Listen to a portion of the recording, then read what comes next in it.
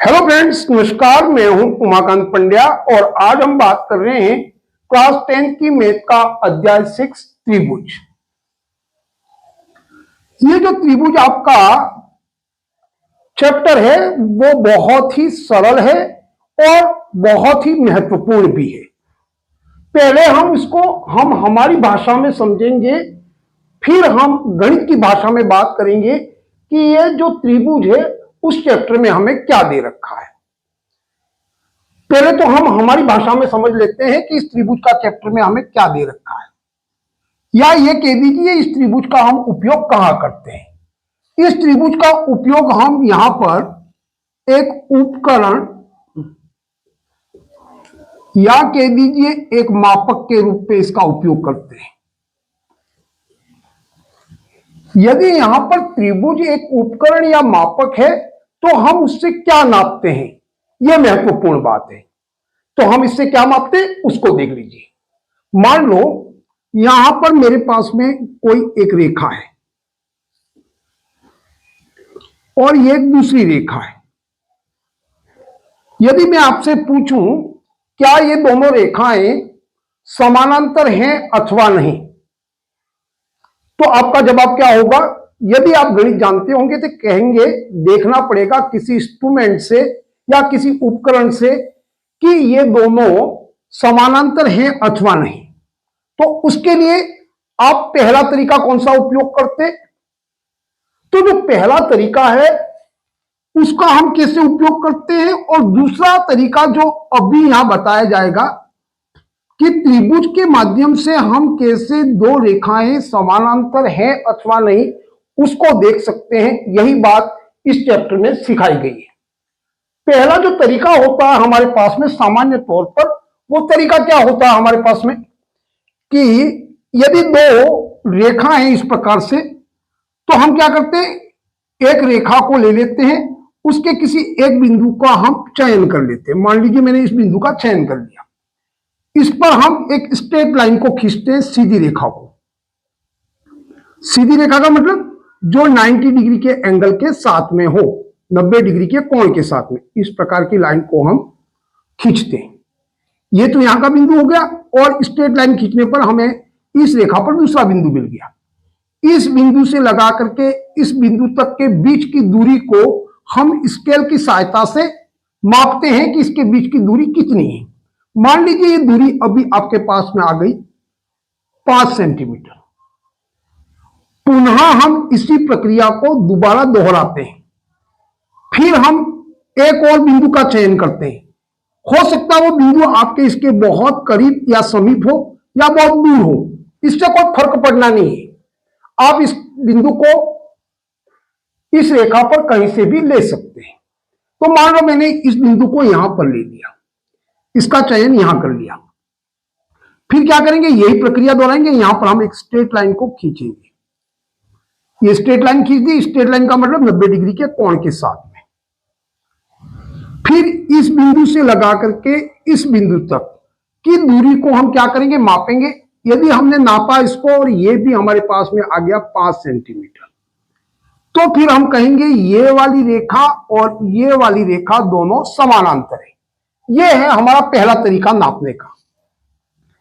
यानी हमने यहां पर समानांतर रेखाओं के लिए क्या देखा कि यदि कोई दो रेखाएं हैं और इनके बीच का गैप या दूरी हमेशा बराबर रहती है, तो फिर ये दोनों रेखाएं हमारे लिए क्या हो जाएंगी, समानांतर। हमने यहां पर दो बिंदु लेकर के ये पता लगा दिया कि ये रेखाएं समानांतर हैं। इसकी हर जगह पर जो गैप है वो हमेशा बराबर है।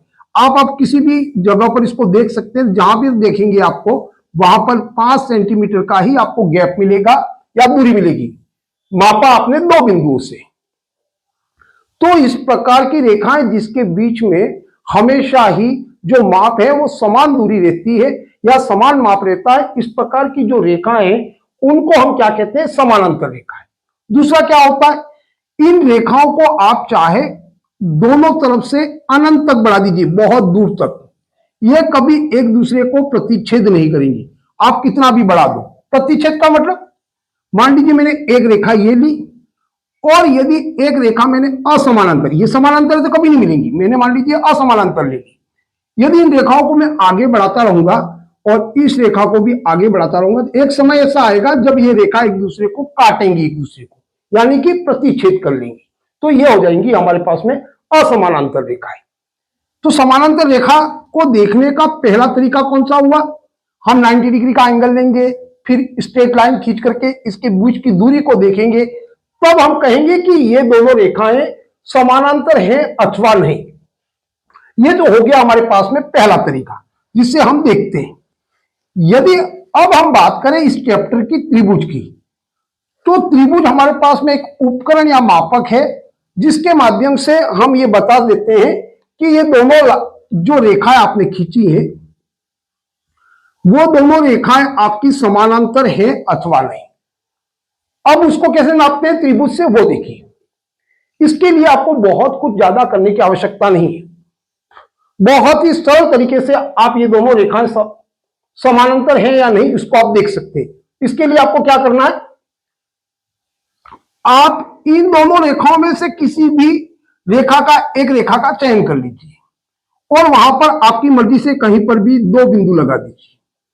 आपने यहां पर दो बिंदु लगा दिए, कोई चाहता तो बहुत पास में भी लगा सकता है। इस तरीके से इसमें कोई बाध्यता नहीं है, चाहे तो बहुत दूर लगा सकता है दो बिंदु, चाहे तो बहुत पास लगा सकता है दो बिंदु। इसमें कोई किसी भी प्रकार की बाध्यता नहीं है। हमने दो बिंदुओं का चयन कर लिया, यहां पर एक बिंदु ये और एक बिंदु ये। फिर क्या करेंगे, उसके बाद में ये जो रेखा है उसके बाद की ये दूसरी रेखा जिसको हमें समानांतर दिखाना कि ये दोनों रेखाएं समानांतर हैं, तो इस रेखा को छोड़ करके हम इसके ऊपर, चाहे तो आप यहां पर बिंदु लगा दें। कहने का मतलब इस रेखा से आपको ऊपर की तरफ बिंदु लगाना है, यह बात याद रखिए। चाहे तो आप यहां लगा सकते हैं, चाहे तो आप यहां लगा दीजिए, और आप चाहे तो यहां लगा दीजिए, चाहे तो आप यहां लगा दीजिए। इस रेखा के ऊपर आपको कहीं पर भी एक बिंदु लगा देना है। ऐसा बिंदु लगाने के पीछे क्या कारण है वो देखिए। मान लीजिए मैंने अभी यहां पर एक बिंदु लगा दिया, फिर आपको क्या करना है, ये इतना दूर लगाने की जरूरत नहीं, आप चाहे तो बहुत पास लगा सकते हैं, कोई प्रॉब्लम नहीं है इसमें। आपने एक बिंदु यहां पर लगा दिया, फिर आप क्या करेंगे, आप यहां पर ये जो बिंदु दो चयन किया आपने इस रेखा पर, उन दोनों बिंदुओं से ये वाले बिंदु को आप मिलाएंगे। आपने इसको इस तरीके से मिला लिया, ये मिला लिया और इस बिंदु को यहां से यहां मिला लिया। अब आप यहां देखेंगे तो आपको एक त्रिभुज की आकृति नजर आएगी। ये कौन सा त्रिभुज है देखिए, क्या क्या नाम हो गया, ये दोनों बिंदु इस शीर्ष का नाम रख देते हैं ए, ये आपके पास में हो गया बी और ये हो गया आपके पास में सी। और ध्यान से देखने पर क्या पता चलता है, जो दो बिंदु लिए हमने, ये दो समानांतर रेखा, इसको प्रूव करना है कि समानांतर है या नहीं। इसमें से एक जो रेखा है वो इस त्रिभुज का एबीसी का एक हिस्सा है, या कह दीजिए एक भुजा है। यह बात आपको समझ आ जानी चाहिए। आपने एक बहुत सामान्य सा काम किया, बस यहां से एक बिंदु लगा दिया बाहर की तरफ, चाहे तो आप यहां लगा सकते थे, चाहे तो आप यहां लगा सकते बस, और फिर इन दो बिंदुओं को लेकर के इसको मिलाना है, तो आपके पास में बन जाएगा त्रिभुज। और इस त्रिभुज में क्या हो रहा है, ये बिंदु यहां ऊपर क्यों लगाया, इसलिए लगाया कि ये जो रेखा है दूसरी आपकी, वो रेखा इस त्रिभुज के अंदर आ जाए। ये काम हो जाना चाहिए। अब ये काम हो गया, बहुत सामान्य सा काम हो गया।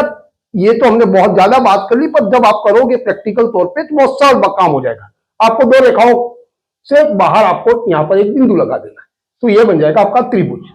अब हो सकता है यहां पर दो बिंदु लगाते और यहां पर एक बिंदु लगाते, तब भी आपका त्रिभुज बनता। तब क्या होता देख लीजिए प्रैक्टिकली तौर पर। यदि आप चाहते तो यहां मान लो एक रेखा यहां खींची और आपने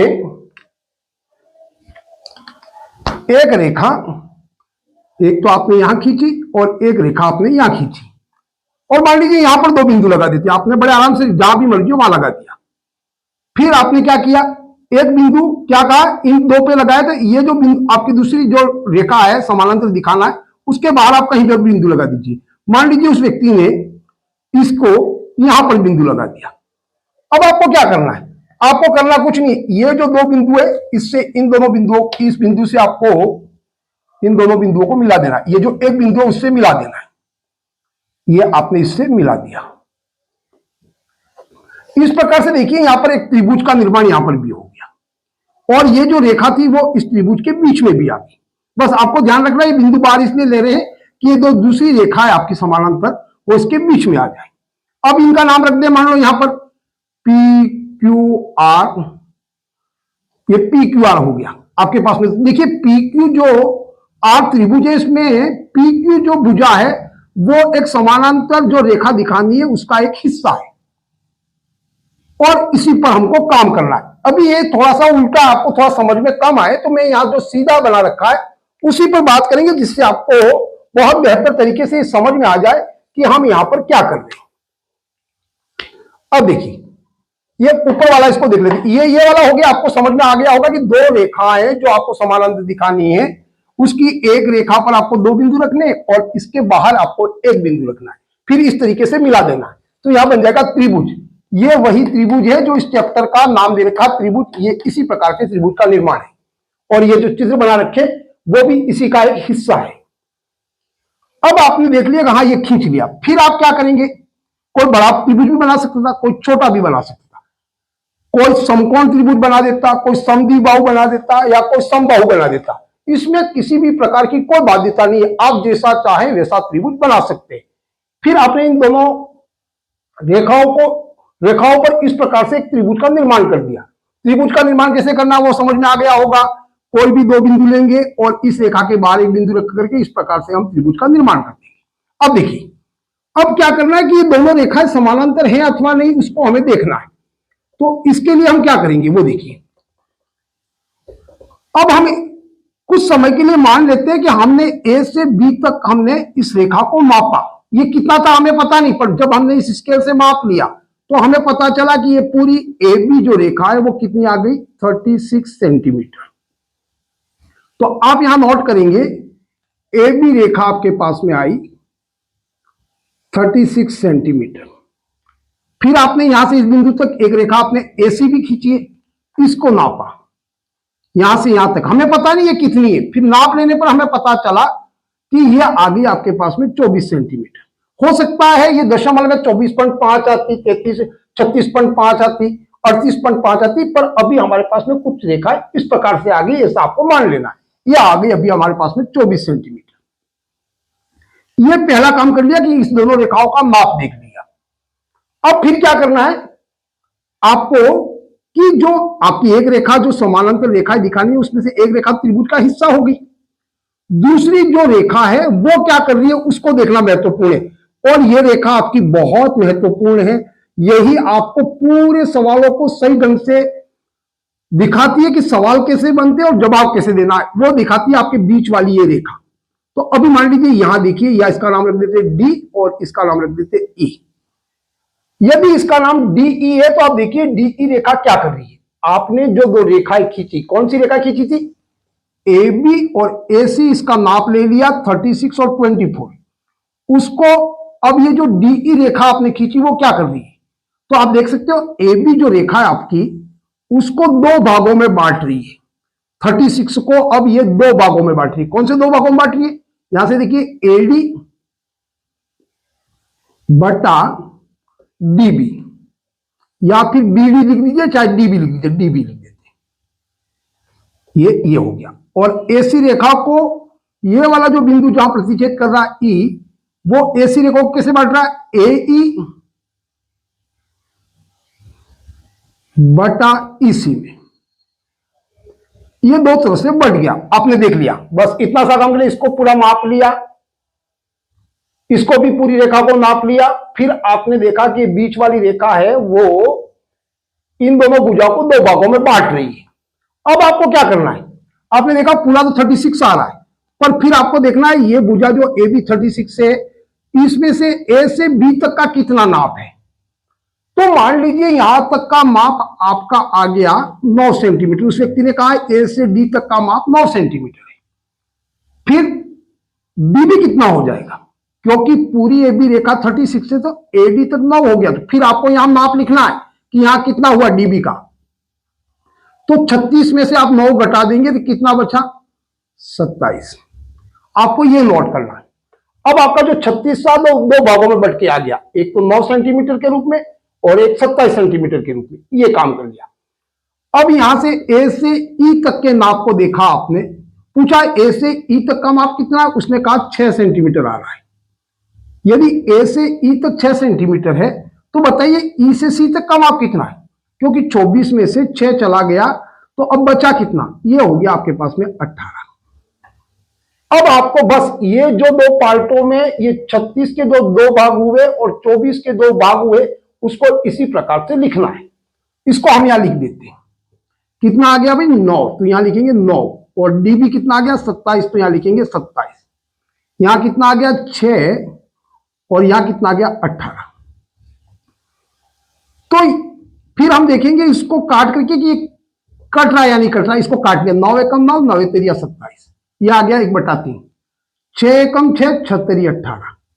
इसको काटने के बाद हम देखते थे ये 1/3 बराबर 1/3 आ रहा है, यानी कि इस भुजा को जो ए बी थी उसको जो ये रेखा काट रही है वो समान अनुपात में काट रही है, यानी कि यहां के अनुपात आपके बिल्कुल बराबर आ रहे हैं।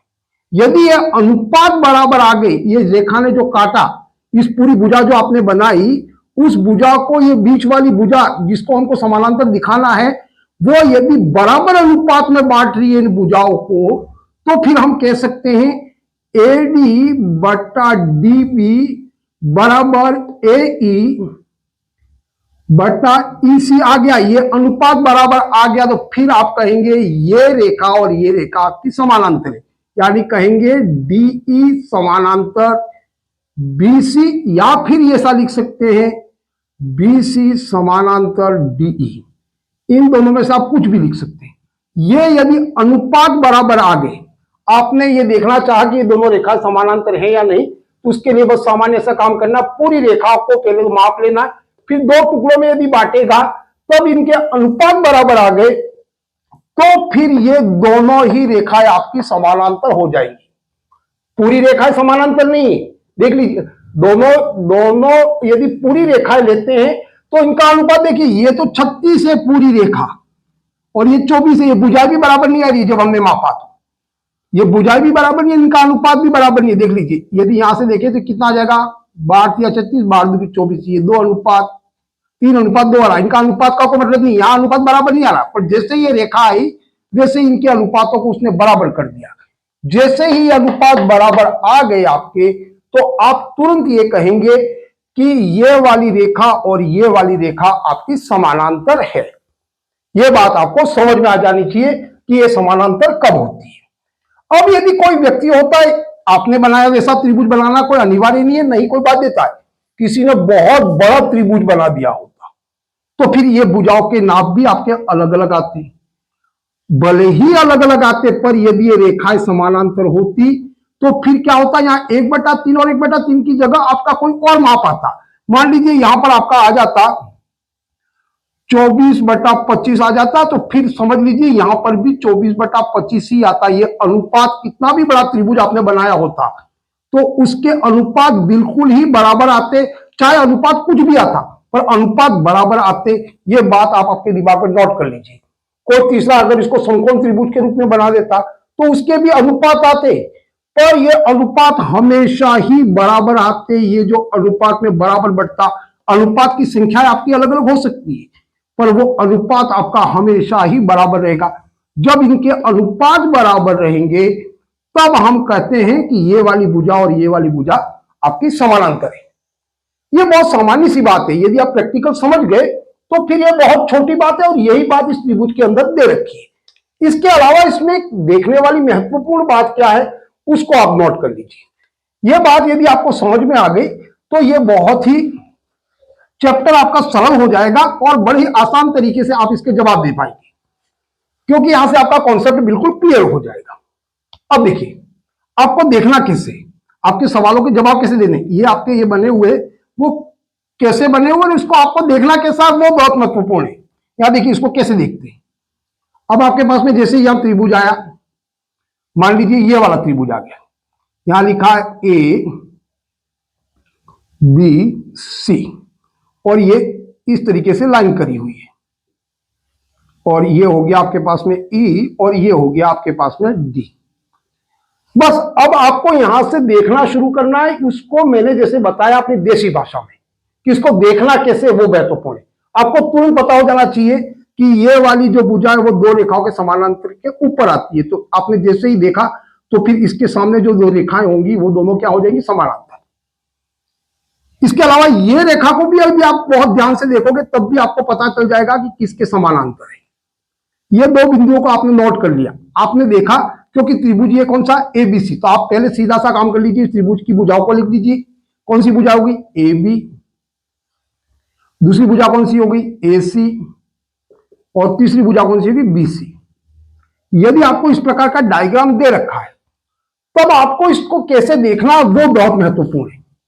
जैसे ही आपने यहां पर दो बिंदु, जो बीच वाली रेखा है उसको आपने यदि पकड़ लिया कि ये दो बिंदु कहां लगे हुए हैं, आपने देखा ये बिंदु बी सी पर लगा हुआ एक, तो इस पर क्रॉस लगा दीजिए।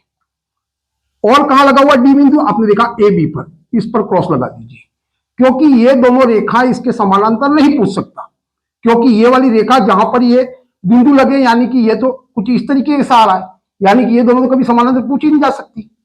और इस पर भी देखोगे तो ये रेखा यहां लगी हुई है, ये दोनों कैसे समानांतर पूछ सकता, फिर पूछेगा किससे समानांतर, इससे। आप तुरंत इस पॉइंट को पकड़ सकते हो इन दोनों बिंदुओं से। तो फिर आपके पास में ये दोनों समानांतर तो होंगे नहीं जहां पर आपके पॉइंट लगे हुए। फिर सीधा ही आप लिख दीजिए, बीच वाली भुजा को पकड़ लीजिए, डीई समानांतर एसी है या नहीं, ऐसा आपका सवाल बन जाएगा। यह बहुत ही सिंपल बात है यदि आपने इसको पकड़ लिया, और यह पकड़ना ही है आपको। यदि आपने इसको नहीं पकड़ा और आपने बहुत जल्दबाजी में इसको सीखने का प्रयास किया तो पूरे सवाल गलत हो जाएंगे। यह बात आपको समझ आ जानी चाहिए। अब दूसरी बात क्या पता चलनी चाहिए कि यह तो इसके समानांतर ऐसा पूछ लिया, इसका मतलब अब आपको जब अनुपात में देखना, तुरंत इसको हटाइए, इसको क्रॉस कीजिए और इन दोनों भुजाओं को देखिए कि ए बी और बी सी को कैसे बांटना है। तो अब बांटने का तरीका है उसको भी देखना बहुत महत्वपूर्ण है। अब देखिए इसको कैसे बांट रहा है, यदि ये लाइन इसके बीच में आई, इन दोनों के बीच में आई, तो ए बी को कैसे बांट रहा है, तो ये डी बिंदु है, इसको पकड़ना है और फिर आपको लिखना है बी डी बटा डी ए, और यहां से बीई बटा ईसी। इस तरीके से आपको पकड़ में आ जाना चाहिए। ये हो गया, एक तो ऐसा लिख सकते हैं। और एक दूसरा महत्वपूर्ण बिंदु देखिए, ये जैसे ही आपने यहां रेखा खींची इस तरीके से इन दोनों रेखाओं को प्रतिच्छेद करती हुई, तो ये रेखा एक और काम कर रही है। ये जो एबीसी त्रिभुज है उसको दो आकृतियों में बांट रहा है। अब देखिए यहां जो मैंने लिखा उसको मैं आपको समझाता हूं। ये वाला जो लिखा उसको देखिए, ये वो पार्ट है जो एक त्रिभुज बन रहा है। कौन सा त्रिभुज बना, यहां देखेंगे तो बीईडी, ये आपके त्रिभुज के पार्ट से बीईडी। मैंने यहां क्या किया, बीईडी को लिया और यहां देखिए यह वाला पार्ट है वो दूसरा, देखिए वो किसमें बन रहा है, ये जो है वो चतुर्भुज बन रहा है। ये हो गया आपका चतुर्भुज। कौन सा, देखिए डीई ए सी कह दीजिए इसको, डीई ए सी, ये वाला आपका चतुर्भुज बन रहा है। अब ये जैसे चतुर्भुज बना आपका, वो एक तो ये जो रेखा है वो एक त्रिभुज बना रही है और एक चतुर्भुज बना रही है। यहां पर जब मैंने ये अनुपात लिए तब मैंने क्या किया, यहां देखिए त्रिभुज वाले भाग को मैंने यहां ऊपर लिखा, बीडी ऊपर लिखा, तो यहां पर भी देखिए दूसरी भुजा का इसका बीई ऊपर लिखा, यानी कि मैंने त्रिभुज वाले दोनों भुजाओं को ऊपर लिखा, तो यहां पर मैंने अनुपात में भी ऊपर लिखा और इसके दोनों चतुर्भुज के अनुपातों को मैंने नीचे लिखा। पर यह भी बात बताइए कि आप ऐसा ही लिखो या इसको आप ऐसा लिख सकते हैं। यदि आपने चतुर्भुज वाली भुजा ले ली, आपने इसको कुछ इस तरीके से देख लिया, अब अभी क्या ले रहे, एडी लिया, जैसे ही आपने एडी, तो अब आपको देखना होगा हाँ मैंने यहां से चतुर्भुज वाली भुजा को उठाया है, तो चतुर्भुज वाली भुजा को उठाया, एडी हो गया, एडी बटा लिखेंगे डीबी या बीडी, कुछ भी कह दीजिए, बीडी बराबर। अब मैंने चतुर्भुज वाला ऊपर उठाया तो यहां पर भी आपको ऊपर चतुर्भुज वाली भुजा लिखनी है, तो सीई बटा बी, ये भी आप लिख सकते हो, चाहे तो ये लिखे चाहे ये लिखे, दोनों ही बातें आपके लिए सही होंगी। ये अनुपात भी आपका आएगा वो बराबर आएगा। ये बात आपको समझ आ जानी चाहिए, क्योंकि आपने इस तरीके से भी अनुपात रख करके देखा कि क्या अनुपात बराबर आ रहे हैं या अथवा नहीं, तो आपकी कोई समस्या नहीं होनी। क्यों? कारण कि जैसे अभी मैंने लिया था 9 भुजा आई थी, नीचे आई थी 27, उधर लिया था 6 आई थी, इधर 18 आया था। यदि मैंने इसका उल्टा कर दिया, कहने का मतलब इसको उल्टा लिखा, या देखिए बीडी था वो नीचे आ गया, ये ऊपर आ गया, तो यहां पर भी इस नंबर को देखिए, इनका अनुपात आ रहा था 1/3 और इसका भी अनुपात 1/3 आ रहा था। यदि उल्टा लिख दिया होता 27/9 बराबर 18/6 लिख दिया होता, 9 3 27, 6 18, यहाँ 3/1 के दिए, या 3:3 या 3/1:3/1। यहां हमें कौन सा अनुपात आ रहा है उस पर फोकस नहीं करना है, हमें देखना कि क्या अनुपात बराबर आ रहे हैं अथवा नहीं। यही हमको इस त्रिभुज के अंदर देखना है। कोई त्रिभुज चाहे छोटा बने, बड़ा बनाए, कैसा भी त्रिभुज बनाए, पर आपका फोकस होना चाहिए कि ये जो आपको बांटेगी वो बराबर अनुपात में बांट रही है या नहीं, उसको आपको देखने आना चाहिए। और इसी से आपको सवाल भी बनते हैं और इसी से आपके जवाब भी होते हैं। अब देखिए ये तीसरे वाला सवाल को भी देख लो। यदि इसको देखेंगे तो अब आप बता देना कि क्या लिखा हुआ। मैं यहां सवाल बना देता हूं। सवाल बाद में बनाते हैं, मैं पहले एक महत्वपूर्ण बात बता देता हूं आपको। आपकी जो ये प्रश्न वाली जो त्रिभुज है, और जो ये बताया कि जो त्रिभुज से हम किसी दो रेखाएं वो समानांतर है या नहीं, उसको दिखाने का कार्य किसने किया? हमारे एक गणितज्ञ हुए, जिनका नाम क्या था? थेल्स। क्योंकि समय बहुत अधिक हो रहा है और टाइम बहुत ज्यादा हो जाएगा, इसलिए मैं अभी आपको इस बात को बता देता हूं। थेल्स प्रमेय जो ये बात बताई त्रिभुज से हम दो भुजाएं समानांतर है या नहीं उसको देख सकते हैं, वो बात बताई हमारे एक गणितज्ञ थे थेल्स। इन्हीं के नाम से बन गई थेल्स प्रमेय। थेल्स तो व्यक्ति का नाम हो गया, गणितज्ञ का प्रमेय का मतलब होता है सिद्ध करना। उन्होंने ये सिद्ध कर लिया कि आप दो रेखाएं उस पर कैसा भी त्रिभुज बना दीजिए, यदि ये अनुपात आपके बराबर आ जाएंगे तो फिर आपकी ये भुजाएं समानांतर हो जाएंगी। ये बात किसने बताई हमको? थेल्स ने। उसी थेल्स प्रमेय का दूसरा भी नाम है आपके पास में 6.1 प्रमेय। आपकी मैथ में कुछ 6.1 प्रमेय के रूप में लिख रखा है। चाहे आप थेल्स प्रमेय लिखे चाहे 6.1 प्रमेय लिखे, दोनों ही बातें एक ही है। तीसरा एक और नाम आता है इसी का, आधार बोध समानुपातिक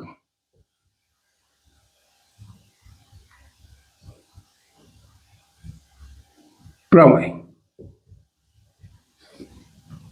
और कोई बच्चे शॉर्ट में इसको बीपीटी, इसी को बीपीटी के रूप में लिखते हैं। ये चारों ही नाम आपकी 6.1 प्रमेय के हैं। आप चाहे तो चारों में से कोई भी नाम लिख सकते हैं। अब जो 6.1 प्रमेय जो आपको दे रखी है उसमें क्या लिखा है वो देखना महत्वपूर्ण है। हो सकता है उसमें लिखा है वो भाषा आपको समझ में ना आई हो। मैं बिल्कुल ही आपको सिंपल भाषा में बताता हूं कि थेल्स ने 6.1 प्रमेय में क्या लिखा, वो देखिए।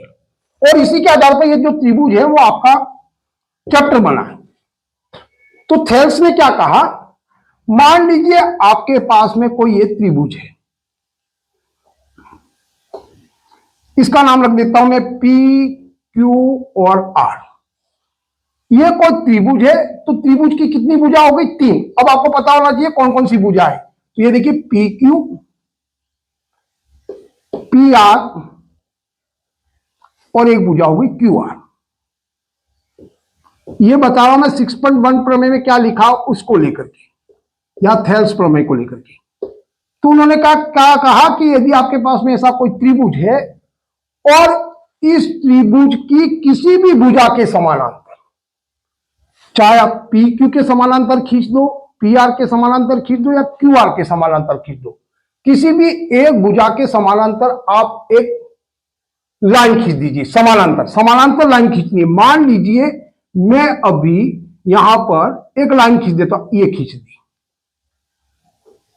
और इस भुजा का नाम हो गया एस टी। अब आप बताइए, यदि मैंने कहा कि ये वाली लाइन और ये वाली लाइन आपकी समानांतर, अब आपको देखने आ जाना चाहिए मैंने क्या कहा, ये बात आपको पकड़ लेनी। आपको यदि यहां सीधा सा ऐसा भी दे रखा होता तो आपको ये पता हो जाना चाहिए किसके समानांतर पूछ रहा होगा या किसके समानांतर होगी ये लाइन। तो बस आपको क्या पकड़ना, मैंने क्या कहा, ये दो बिंदुओं को पकड़ लेना इस वाली रेखा पे। तो ये दो बिंदुओं के सामने तो ये कभी समानांतर होगी ही नहीं। तो यहां किस किस को काट रहा है, ये पी आर के समानांतर हो ही नहीं सकती क्योंकि इस पर बिंदु है, तो ये क्रॉस कर दीजिए। ये क्यू आर के समानांतर भी नहीं हो सकती। अब होगी किसके समानांतर? P Q. तो एस टी भुजा किसके समानांतर होगी? एस टी भुजा होगी आपके समानांतर पी क्यू के। तो इसने यह कह दिया कि ये जो पी क्यू भुजा है उसके सामने मैंने समानांतर भुजा एस टी को खींच दिया, यानी कि उसने कह दिया कि मैंने खींच ही लिया इसको, यानी कि आपकी गणित में भाषा में कहते हैं, गणित की भाषा में इसको दिया है, यानी कि ये बात उसने दे दी है। तो अब बताइए यदि ये दोनों भुजाएं समानांतर है तो फिर आपके द्वारा दो रेखा, मैंने जैसे बताया तो दो रेखाएं खींची दी, तो ये दोनों समानांतर है, ये दो बिंदु लेकर के इसने दो रेखाएं खींची, तो इन दो रेखाओं पर क्या प्रभाव पड़ेगा? तो हमने ये देखा था कि यदि ये समानांतर होंगी तो फिर इसके अनुपात आपके बराबर होंगे, चाहे आप इस तरीके से ले लीजिए चाहे आप इस तरीके से ले लीजिए, कोई फर्क नहीं पड़ता है। तो अब इसके बदले में आप क्या लिख सकते हो कि यदि ये समानांतर है तो ये समानांतर तभी होंगी जब इसका अनुपात और इसका अनुपात, इसका अनुपात और इसका अनुपात बराबर आएंगे।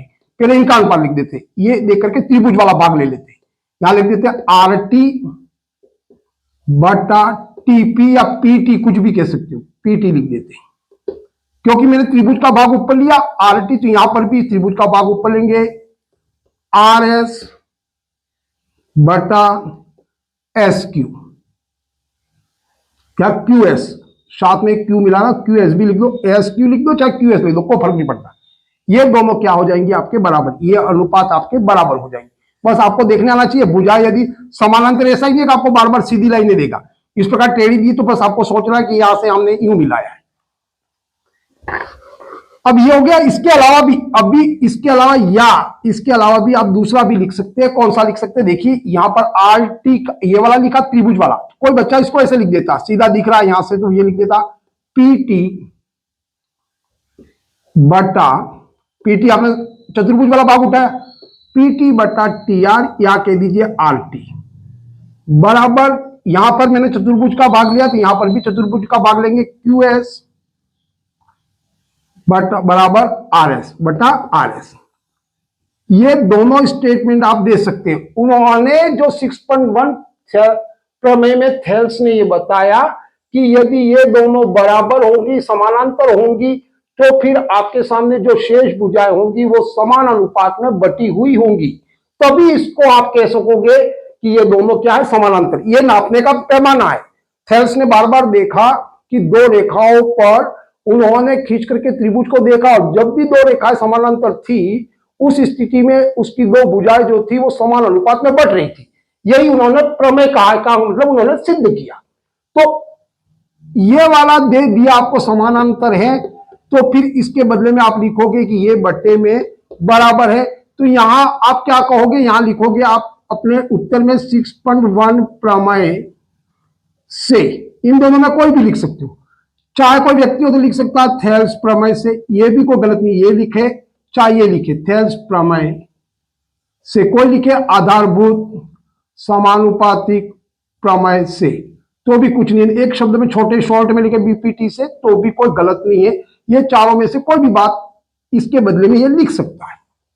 और कभी आपको ये दे दिया, आपकी बुक्स में उसने ये दे दिया कि ये अनुपात आपके बराबर है, जैसे इसने लिख दिया पीटी, आपको दे दिया यहां देख करके, आपको देखने आना चाहिए पीटी बटा टी आर, बस आपको पकड़ना है पीटी और टी आर कहां है, वो एक भुजा पर ही होंगे, उस भुजा को पकड़ लेना, पीटी बटा टी आर कह दीजिए, आर टी कह दीजिए, अच्छा सा टी टी साथ में मिल जाए, जिसको इस तरीके से लिख दीजिए।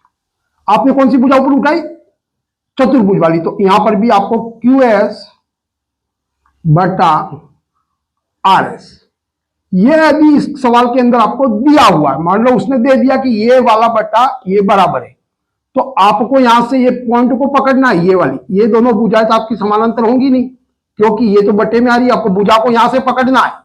ये टी तो कॉमन हो गया, पी और आर, देखिए टी कॉमन होने का मतलब ये इस पर इसका प्रतिच्छेद बिंदु है, तो पी और आर जो कॉमन नहीं है, पी और आर, और यहां देखिए कॉमन कौन सा आ रहा, एस आ रहा, तो क्यू और आर, ये दोनों भुजाएं आपकी यहां समानांतर नहीं होगी। भुजाएं समानांतर कौन सी होंगी? एस टी और पी क्यू, इसको छोड़ करके, जैसे मैंने पहले बताया था। तो ये दिया, तो फिर आप क्या लिखेंगे, पी क्यू समानांतर एस टी, या फिर कह सकते हैं एस टी समानांतर पी क्यू, इन दोनों में से कोई भी लिख सकते हैं। जब ये दिया है आपके अंदर, ये दे दिया हो आपको कि ये समानांतर, ये दोनों अनुपात में बराबर है, तो फिर इन दोनों को देखा आपने अनुपात में बराबर है, तो आपको पता हो जाना चाहिए कि यहां पर बिंदु होगा, तो ये दोनों भुजाएं आपकी क्या होगी, समानांतर होगी नहीं, इसके सामने वाली भुजा होगी समानांतर, तो ये और ये दोनों आपको लिखना समानांतर है, तो आप इसको लिख दोगे समानांतर। इसके बदले में आप स्टेटमेंट क्या दोगे, 6.1 प्रमेय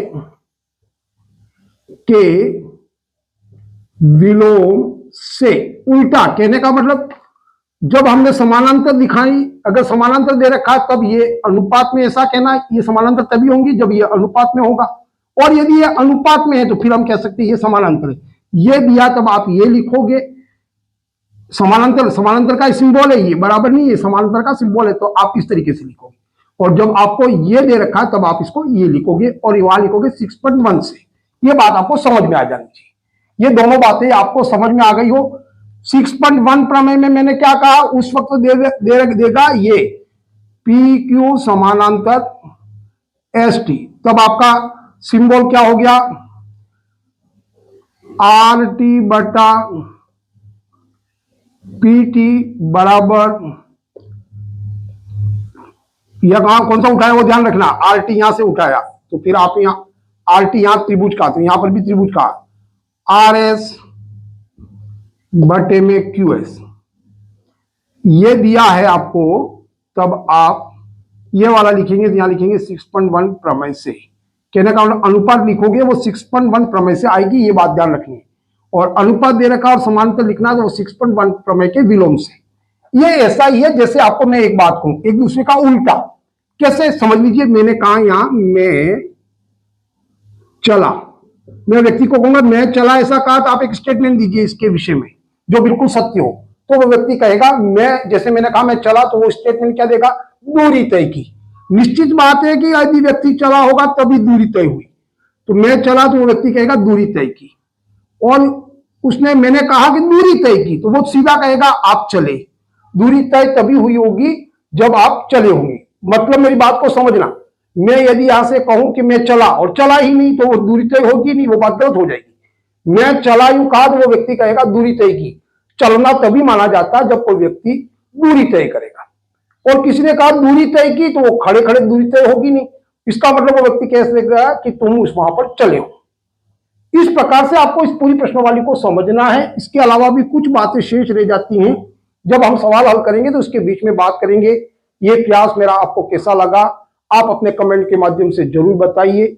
आप इसको लाइक कीजिए, सब्सक्राइब कीजिए। मैं पूरी प्रश्नावली आपको आपके एग्जाम से पहले पहले पूरी करवा दूंगा, पूरी गणित को, और हर जगह आपको समझाने का प्रयास करूंगा। आज के लिए बस इतना ही। जय हिंद, जय भारत।